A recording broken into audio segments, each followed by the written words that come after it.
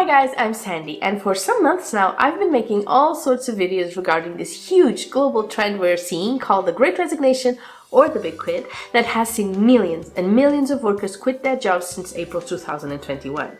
We have talked about why people are doing it, how you can do it too, what businesses should do to retain their workers, and of course what's happening to the working dead, the workers who didn't quit, that are actually the majority of the workforce but who are becoming exhausted by the excess workload.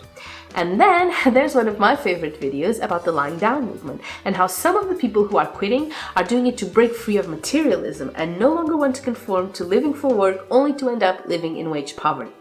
And if you want to know more about all of it, you can go and check out the other videos for this series after watching this one, of course. Today's video is all about expert predictions, including from the man who first saw the Great Resignation coming and actually coined the phrase, Anthony Klotz, an organizational psychologist and professor at Texas A&M University. Since then, there have been many other terms to try and explain this work revolution we're going through, like the Great Reshuffle, the Great Reimagination, the Great Reset, or the Great Realization.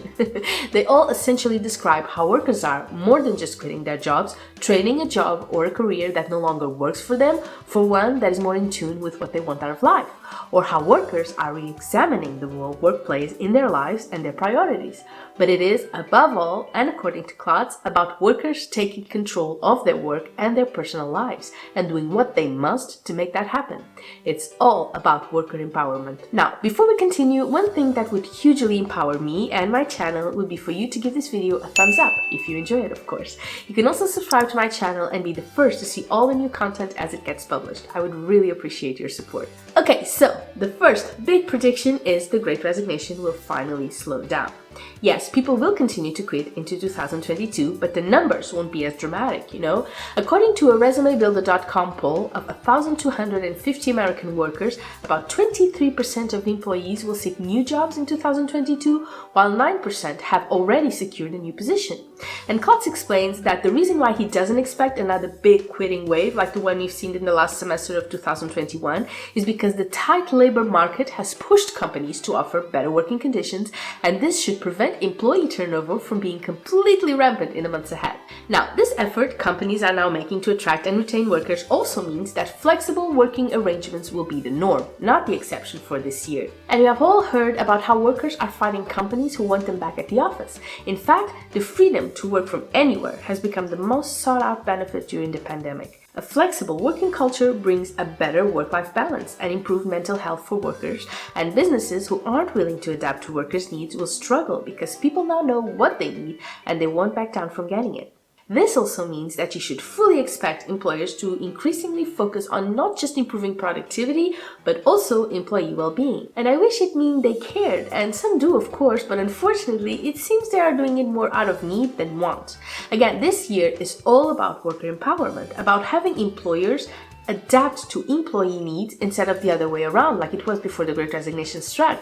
So if workers prioritize their well-being and mental health, businesses will have to do it too if they want to retain their talent. Now, another major change we should see happen in the new year is new health and safety changes. And this was something that for most industries didn't really register before. But if the pandemic has taught us anything, is how much impact sick employees can have on a business, some completely shutting down due to lack of workers. Also, safety is one of the reasons why workers refuse to go back to the office. Because no, the pandemic isn't quite over yet. So fully expect more sanitizing stations, more social distancing, and other protective measures and protocols to ensure workers can work safely and their productivity can be assured. And as companies struggle to find workers and workers refuse to go back to the office, another major change you can expect is for remote jobs to become more competitive. Because flexible working arrangements mean businesses can hire anyone from just about anywhere in the world. Also, as Klotz mentions, in the United States, employees tend to be paid higher wages than the people in many other countries. So if you're a remote organization, you can recruit workers from all over the world who can do the same job for a cheaper rate. This also means, of course, an acceleration in workplace automation. You know, the pandemic had a big role in this because amid lockdown, social distancing rules, and health concerns, companies embraced digital waiters, concierges, and other technology. But it's something that started way before that. In 2020, the World Economic Forum surveyed about 300 global companies and found that 43% of businesses expected to reduce their workforces with new technology. It's cheaper, it doesn't need training or time off, it doesn't get sick or demand benefits. So Claude also predicts that companies will make larger investments in robots and artificial intelligence to reduce hiring times and costs even after the pandemic subsides. So tell me, what do you think? Do you agree with the experts? What other changes do you see coming in your industry? Leave me a comment below letting me know. I would love to hear from you. Also, before you go, don't forget to watch the other videos for the Great Resignation series, and I suggest you start with this one about the working dead or this one about the lying down movement. That is it for me today, and I'll see you over there. Bye bye!